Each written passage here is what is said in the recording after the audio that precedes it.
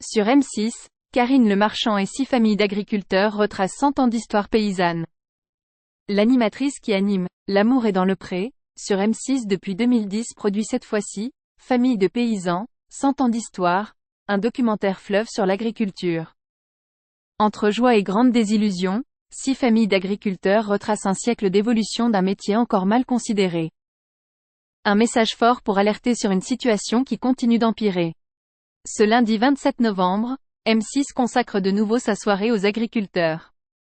Cette fois-ci, exit les rendez-vous à la ferme de l'Amour et dans le Pré.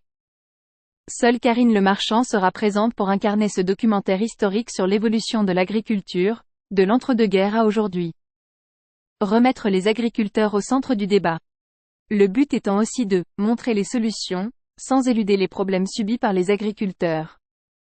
En un peu plus de 2 heures, on parle ainsi du passage de la charrue au tracteur équipé de GPS, du scandale sanitaire de la vache folle à celui des pesticides, des débuts de l'élevage intensif jusqu'au retour au bio, ou encore du nombre décroissant de fermes, 2 millions avant-guerre, moins de 400 000 aujourd'hui.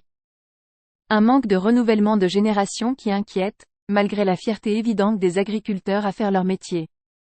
La bonne alimentation n'est plus au cœur des préoccupations des gens, dit l'un des intervenants.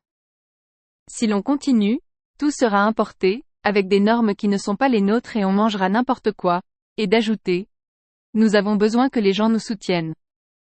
À travers ces familles d'agriculteurs, des sujets sociétaux sont également abordés, comme la condition des femmes, souvent non reconnues comme agricultrices à part entière.